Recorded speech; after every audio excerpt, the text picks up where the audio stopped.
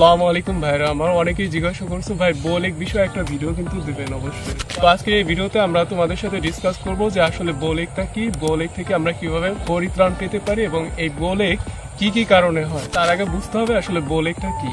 তো দেখো, নর্মালি আমাদের পা যদি এইভাবে থাকে একদম সমান, তাহলে এটা হচ্ছে নর্মাল। আর যদি বোলেকের বিষয় আসি তাহলে আমাদের পাটা হবে ঠিক এরকম করে, এরকম বাঁকা। তো এটাকে আমরা বলে থাকি সাধারণত বোলেক। আর একটা তীর ধনুকের মতো যখন আমরা কোনো একটা বস্তুকে নিশানা করে এরকম মারি আর তীরটা ঠিক এভাবে বাগিয়ে আসে, ঠিক আমাদের পায়ের অ্যালাইনমেন্টটাও ঠিক ওরকমই হয়, ওটাকে আমরা সাধারণত বলে থাকি বোলেক। আরেকটা প্রবলেম সেটাও বলে দিই, যখন আমাদের পাও ধরেন দুই হাঁটু মিলে যায় এবং এদিকতে ফাঁকা, তো এটাকে আমরা বলে থাকি নকনি প্রবলেম। তো আমরা নকনি প্রবলেম নিয়ে কথা বলবো না, আমরা বলবো হচ্ছে বোলেক প্রবলেম নিয়ে। তো আমরা বুঝতে পারলাম আসলে বোলেকটা কি। তো এখন আমরা জানবো এই বোলেক আসলে কি কি কারণে হয় বা হয়ে থাকে। তো বোলেক হওয়ার প্রথম কারণটি হচ্ছে জেনেটিক্যাল প্রবলেম।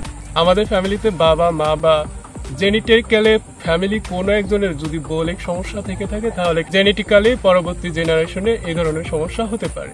2 নম্বর কারণটি হচ্ছে ইনজুরি প্রবলেম। তো কোনো ব্যক্তি যদি অ্যাক্সিডেন্টের কারণে তাদের যে হাঁটুতে যদি কোনো ধরনের ইনজুরি হয়ে থাকে তাহলে কিন্তু এই বোলেক প্রবলেমটা হতে পারে। 3 নম্বর যে কারণটি রয়েছে এই কারণটি হলো বোলেকের জন্য সব থেকে বেশি মেইন কারণ।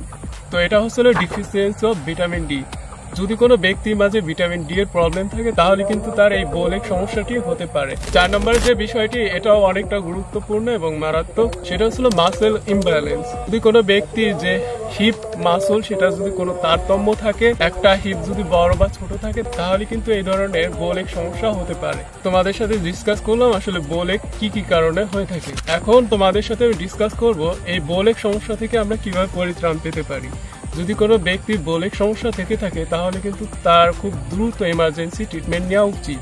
ট্রিটমেন্ট বলতে ডক্টরি চিকিৎসা নয়, এটা হচ্ছে এক্সারসাইজের কারণে এটা ঠিক হয়ে থাকে। তো আমি আজকে 5টা এক্সারসাইজ তোমাদের সাথে শেয়ার করব। এই 5টা এক্সারসাইজ যদি তুমি রেগুলার করো তাহলে তোমার এই যে বোলেক সমস্যা এটা কিন্তু সলভ হয়ে যাবে। তো তোমাদের সময় নষ্ট না করে আমরা এই 5টা ওয়ার্কআউট তোমাদের সাথে এখনই দেখাবো, যাতে তোমরা এই 5টা ওয়ার্কআউট করে তোমাদের বোলেক্সের যে প্রবলেম সেটা সলভ করতে পারবে।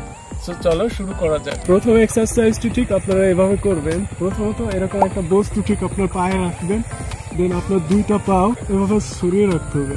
এরকম সোজা রাখলে হবে না, এটিকে এভাবে রেখে এখানে প্রেসার দেবেন। এখানে প্রেসার দিয়ে দেন উপরের দিকে এভাবে ঠেলে তুলবেন। 1 2 3।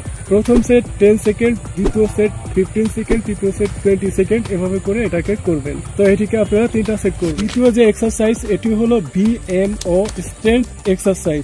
এক্সারসাইজটা আমরা কিভাবে করব, এভাবে শুয়ে আপনার পা দুটোকে এভাবে রাখবেন, এভাবে উঠাবেন, এই পাওকে হোল্ড রেখে এটাকে এভাবে হোল্ড করবেন, এটিকে 10 সেকেন্ড রাখবেন। 1 2 3। দেন আবার 1 2 3, এভাবে এটিকে 2 পায়ে 10 সেকেন্ড করে করবেন। 3 নম্বর এক্সারসাইজটি হলো ইন্টারনাল অ্যাটেনশন অফ হিপ।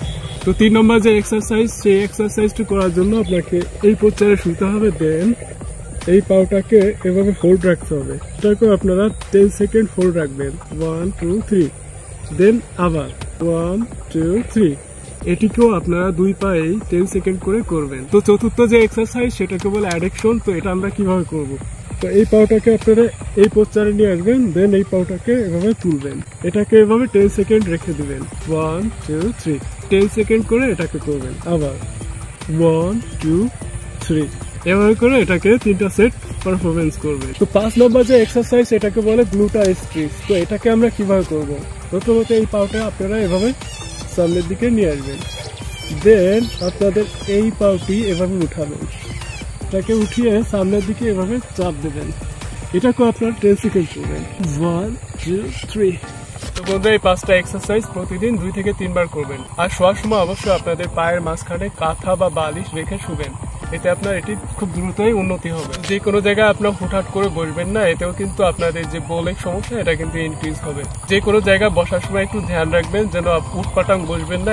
এই জন্য বসার ক্ষেত্রে অবশ্যই চেয়ার বা টুল ব্যবহার করবেন, আর পা দুটিকে অবশ্যই সোজা রাখার চেষ্টা করবেন সব সময়। বোলিং বিষয়ে যদি আর কোনো কোশ্চেন থাকে অবশ্যই কমেন্টসে জানাবেন, আমি সেগুলো রিপ্লাই দেওয়ার চেষ্টা করব। অবশ্যই আমি সবারই কমেন্টসে রিপ্লাই করে থাকি। তো আমার এই ভিডিওটি যদি তোমাদের সামান্যতম ভ্যালু প্রোভাইড করতে পারে তাহলে একটু লাইক এবং সাবস্ক্রাইব করতে ভুলবে না। দেখা হচ্ছে নতুন কোনো ভিডিওতে, ততক্ষণ ভালো থাকবেন, সুস্থ থাকবেন, বাই।